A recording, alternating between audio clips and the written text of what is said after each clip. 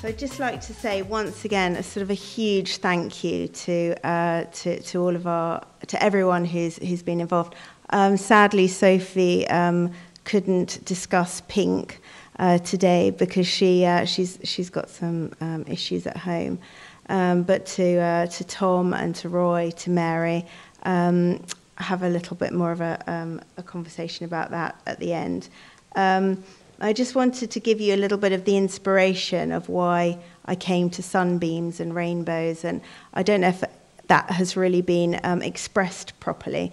So on my first or second day here, we had a little chat by the colour reference library curator, Neil Parkinson, at the Royal College of Art, and he mentioned that there's this 12th century manuscript, 13th century manuscript on rainbows, and I thought of Tom straight away, and I thought, they've got a piece of Grosseteste. Turns out it was Bartholomeus. And then we were asked in our second term to do a collaborative effort with our classmates. And I approached another girl and said, how about this? She loves medieval cosmology and is very much into her whole research is about the monstrous race, which was one of Bartholomeus's notions.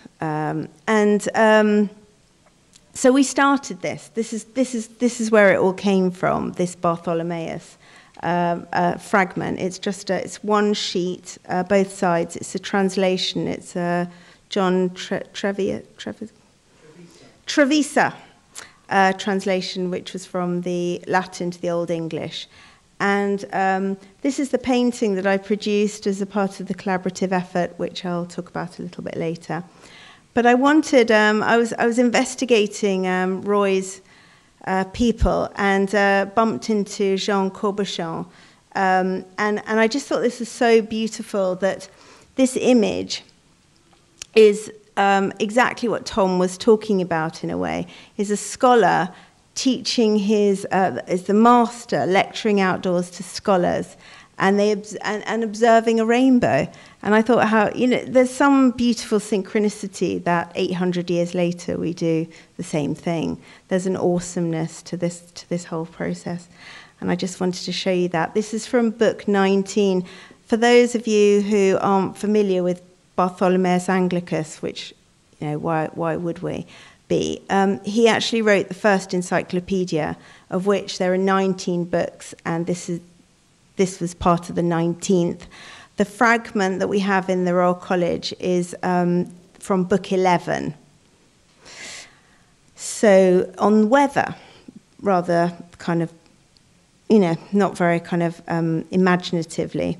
And I wanted to talk about what I have learned from putting this symposium on. And as an artist, as a painter, I was already quite familiar with pigments, with lapis and azurite and orpiment and cochineal and all these kind of the original. But what I came to understand was that pigment has now been classified into Pantone. And Pantone has kind of is now, taking over the classifications. So where, Roy, you were citing all these books, I think it's Pantone has now got that job. These I've put up for you are colour of the year. You may or may not agree. But where Pantone has gone, there's a lovely lady called Andrea Simmons who's doing some research at the Royal College into Pantones for skin colours, which there aren't enough. She's black, and so she was originally interested in that colour group of sort of in sort of like dark Pantone, but the relationship is with the makeup industry. But then in her conversation, she realised that actually light colour isn't represented either. And of course, as we know, as people who love colour, no colour made by pigment can really truly represent the skin anyway. But I just found it a really fascinating process. Further to that, I think one thing that hasn't really been mentioned is how colour has become political, black and white, and all of that, which I don't want to sort of tread on that ground. I was also really pleased to hear about this sort of beauty of gemstones. Again, Roy, you mentioned the emeralds and how we've now, in the Dictionary of Gems and Gemology, we now have 24,000 classifications of gems,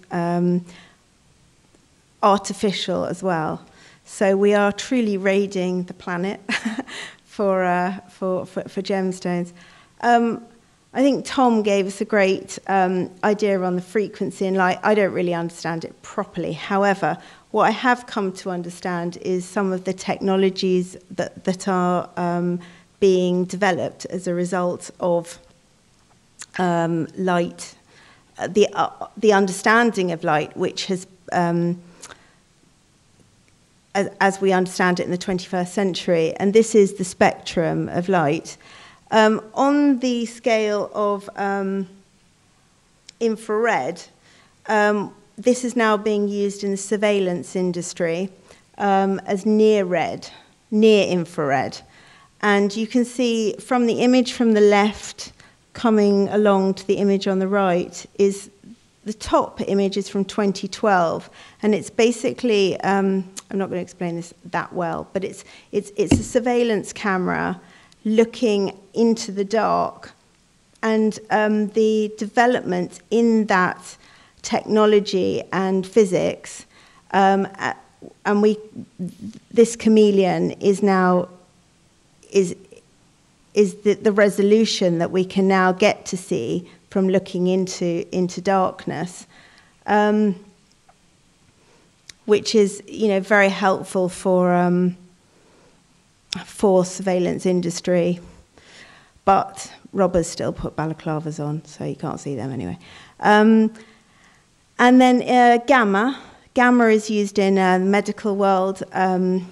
This is a gamma knife operation, which is a horrible operation, which I had, but it's been very successful. And it's an incredible thing that it's part of the light spectrum that actually affects, that targets a micro area in the brain to kill cells. Oh, where'd I go? And then the microwave has. We've learned about the cosmic microwave background. I don't know if any of you know about that. It's basically the light emissions from the universe. And there was somebody here as well earlier who talked a lot about our own vision. And there's been quite a lot of analysis into the vision. And there are now, and there's an understanding that there are some people who are called tetrachromats. I did the tetrachromacy test, and I think I might be one. Probably nearly everyone in this room is probably a tetrachromat, because it means you've got four cones in your eyes, and it means that you see colour more pertinently than others. So these were the sort of the outcomes, some of the outcomes of this conversation about colour in the 21st century. I wanted to also talk to you a little bit about my particular research interest in colour, which is around auras and halos and all of this. And a halo is a ring of light that surrounds a person who has assumed divine status in art. Chakras have long been believed in Buddhist thinking and Chinese medicine, and you've got the imagery here that sort of represents that. So I just wanted to ask people generally, so does anyone think that halos as a ring of light and energy could be real around normal people? Yeah? Anybody like absolutely not, rubbish? No, definitely not. Definitely not. How quickly, just a guess from people, how quickly do you think that we assess people when we first meet them, or re-meet, actually, and we decide on their character and whether we like them or not? Any guesses? Very quickly. Seconds. Yeah. There's actually been an analysis at Princeton that of a thousandth of a second that we make that assessment of somebody that quickly. And just a extraordinary question: has anyone ever seen an aura around people? No?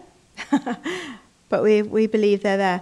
My understanding is that when we see people and we get that vibe, that actually what we're doing is we're kind of body scanning, and that what's actually happening is that we're reading somebody's energy, and we do it at such a sort of so quickly that we barely realise that we're doing it.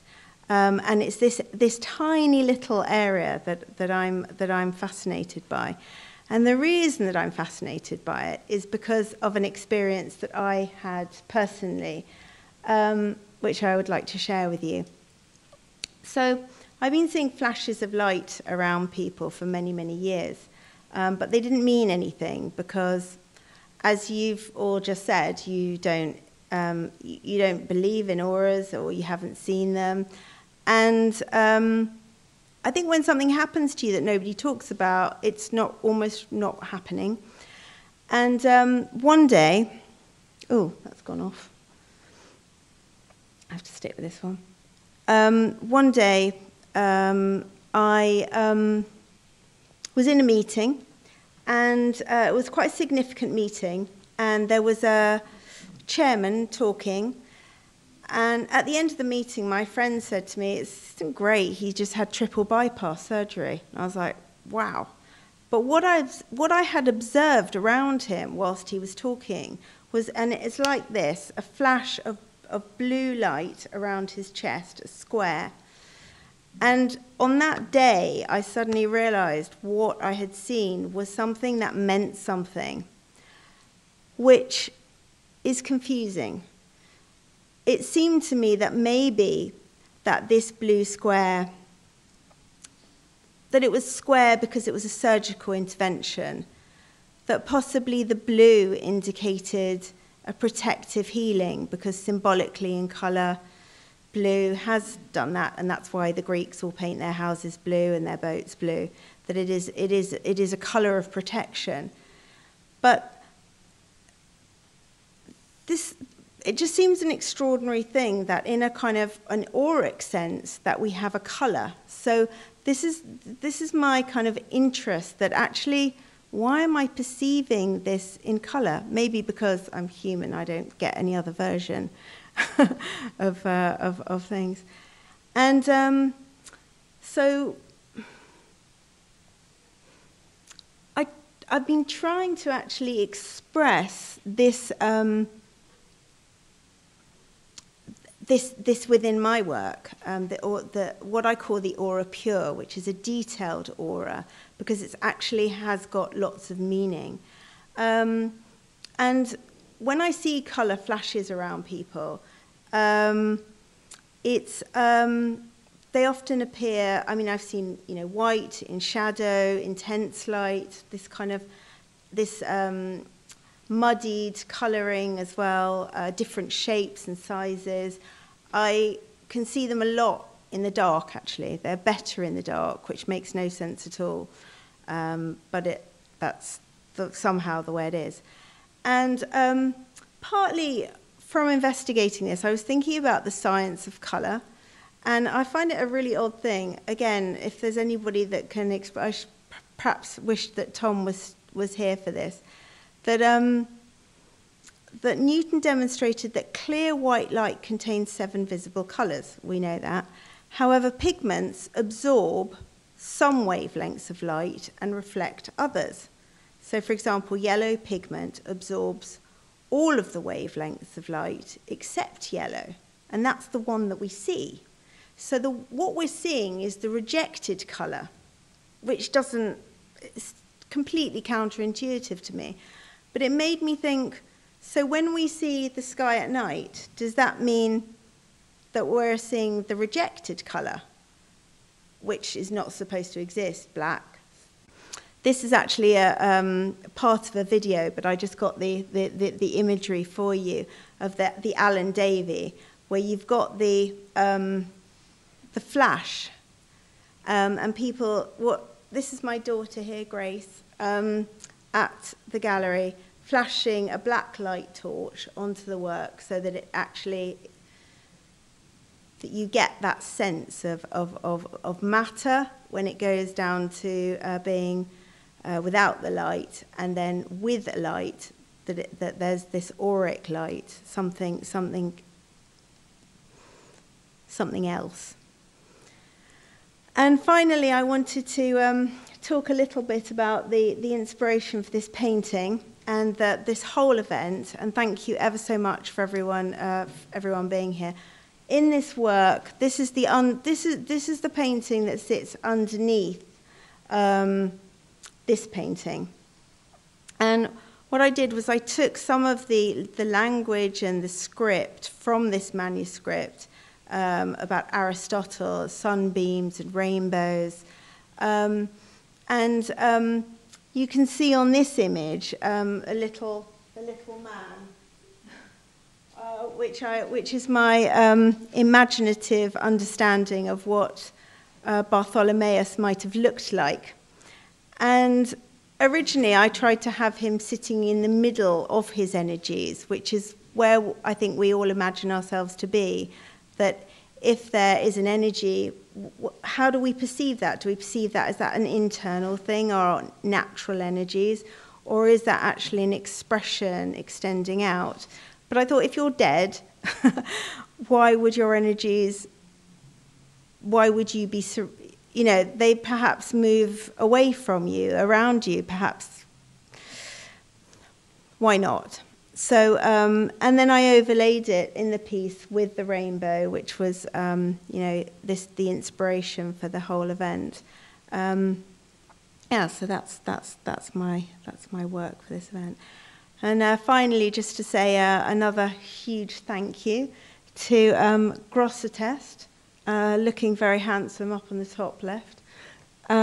You've got Bartholomeus, my imagination of him. And of course, the wonderful and really alive Tom McLeish, Roy Osborne, and Mary Atwood. And thank you very much to Cara as well. Thank you.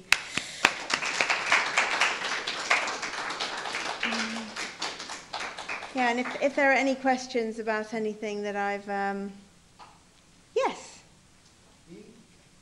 I did have an experience of seeing, I suppose you call it an aura. I've met plenty of people who've seen them, and I've got correspondence on them. But I was going from Dallas down to Florida in a Greyhound bus, and I got off in New Orleans, and I wanted to spend the whole day there. I love New Orleans, love jazz, and go to the French Quarter. And I was on my way down Rampart Street, North Rampart Street, and it wasn't a voice, but it was like somebody saying, get back on the bus, go back on the bus. And I did see that it was like a purple glow around me. I don't know what that was about, it was red purple. So I went back and got on the bus, and I was going to go and spend the afternoon wandering around the French Quarter and Canal Street and so on. And so I went back and got on the bus, and that afternoon a huge storm came through New Orleans, by which time I got my bus down to Florida. Amazing. So all the telecommunications were down and everything, like one of the storms they had afterwards. That was something odd that happened. I don't know what the significance of the colour was, Yeah. but it was like the air around me turned purple. It's the incredible phenomena is that you've got the colour and the experience, which becomes a truth experience, and it's a hearing that you really listen to. And I think that that's something that is complicated in 21st century life, to have something that's so certain and protective.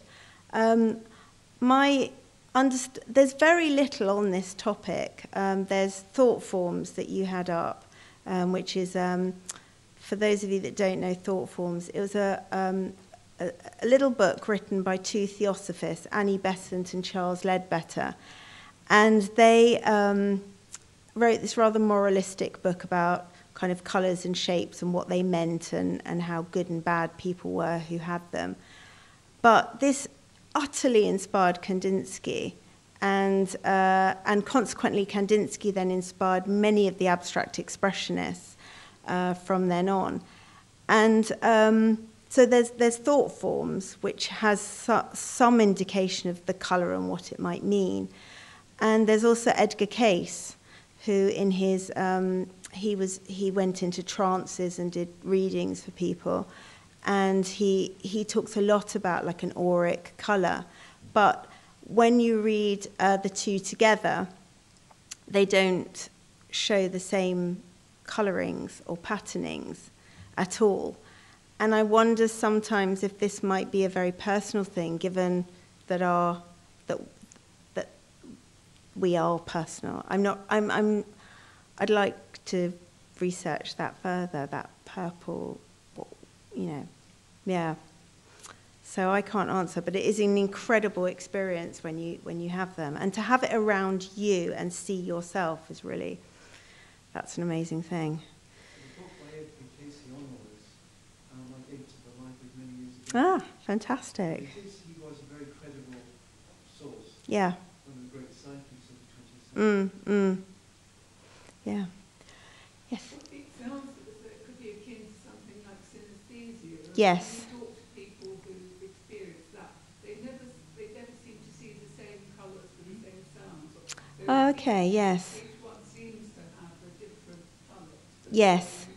Perception. Yes. I mean, a lot of people have mentioned synesthesia, and I resist it a little bit because synesthesia is about...